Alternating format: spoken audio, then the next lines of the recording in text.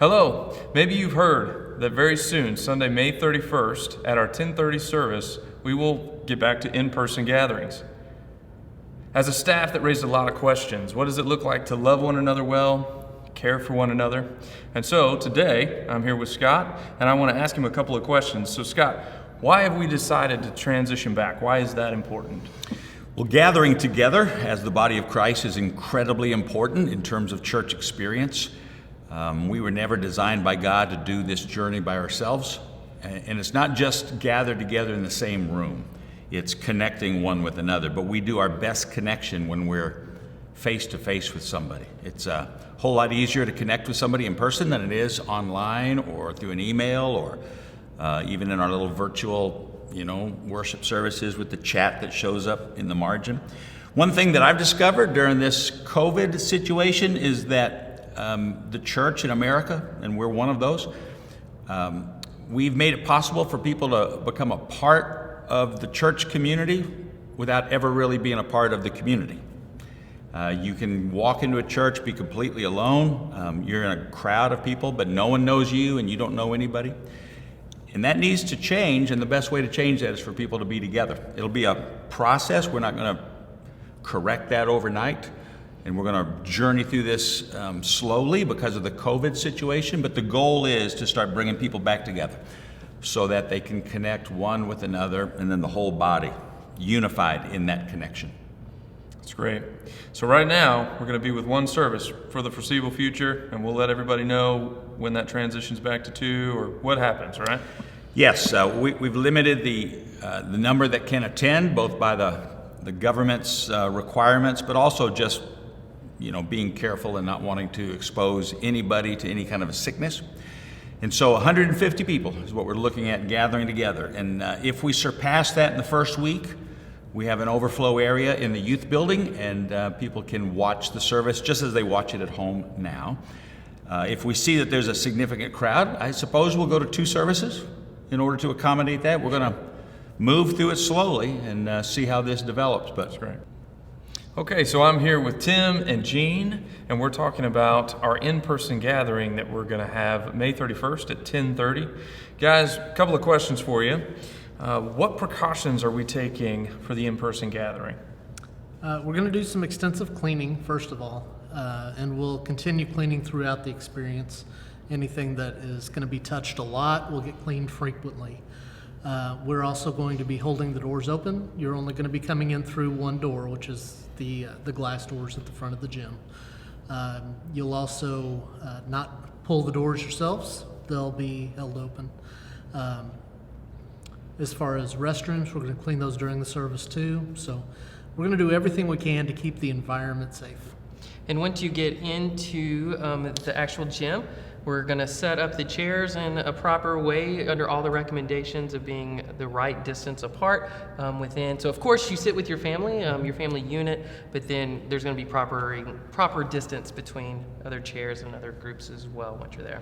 Great. So I know there are some occupancy requirements, some protocol to follow. What happens if we fill up in the gym space? Well, actually, we're planning for that. The youth room is going to be set up for our overflow space. So if the gym does reach capacity, there'll be chairs over in the youth room, and we'll actually live stream the feed into here. So you'll kind of get that experience of what you were at home, but yet you'll still be with other people here and getting that connection and fellowship. That's great. So when I come, how can I help others feel comfortable at church? Well, first of all, I think we just have to have grace with each other. Some people are going to be comfortable not wearing a mask. Other people will feel like they need to. And both options are okay. We just have to be patient with each other, give each other love and grace. Another thing that you'll find when you walk in the door, you're probably not going to get a handshake. You won't get the hugs that we get really caught up in a lot. You're more likely to get a chicken wing or just a wave, something like that. Sure. So. And then you'll also come in contact with some of our greeter team, the guys running the golf cart or the people at the doors.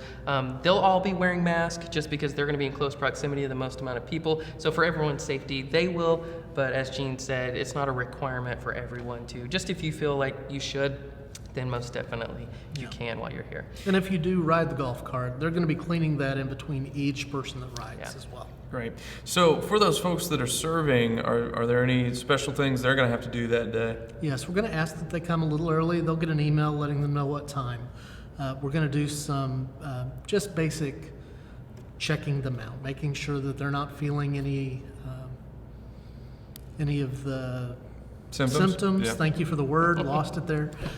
Make sure they don't have a fever. We'll have a touchless thermometer. Great. We check everybody out, just to make sure that the people serving are healthy and ready to go. Yeah. And so there's going to be some things that when you arrive that are going to be different than what's normal and what we're Yeah. used to. But again, we are trying to think through what is the best way that we can do this to keep everyone as safe as possible. So there won't be bulletins this Sunday morning, again, trying to reduce the amount of touch points there are. And here's the big one, No coffee. no coffee. Sorry. That's I know. hurting my heart too, but we'll make it through. We will. All right. Well, specifically for you guys in your ministry areas, what are we doing with youth and children? That's a great question. Okay. It's challenging to ask a kid to stay 6 feet away from other kids. So we're going to take advantage of this opportunity we have to let families worship together, at least for the time being. And we're going to play it by ear. We're going to watch and see how things go. And we'll eventually get back to full children's activities. We are going to keep our online experiences happening. Great. And we're providing sermon notes for the kids as well. We won't have them in paper form because of the attempt to reduce our touch points, but we will encourage parents to print those out at home and bring them with them. Yeah, so Sunday morning, there will be no preschool children or youth on the 31st when we meet together. Again, encouraging families to worship together. But our plan is on the first Wednesday of June, June 3rd, will be both for the children's ministry and the youth ministry, our first attempt at doing a live gathering together on that Wednesday evening. So all of the protocols will be followed to make sure that we're safe, but that's going to be our first attempt of in-person live with children and youth, Wednesday, June 3rd. And that will look a little different too. Yeah. We're just going to do our very best to keep your kids safe. Yeah, that helps with a lot of questions. But one more. What if I'm not comfortable coming to the large gathering yet? I totally understand that. We don't want anyone to come if you don't feel comfortable being in a crowd. We are going to keep our live stream, hopefully through an extended period, maybe forever. But the live stream will be available to you just as it has been, and we encourage you to worship with us wherever you are. Well, we are so excited to be able to get back together again. It's been over 2.5 months, and we cannot wait to see you. Would you do us a favor, church? Would you please pray as we make decisions, as we prepare to gather again, and we'll see you then.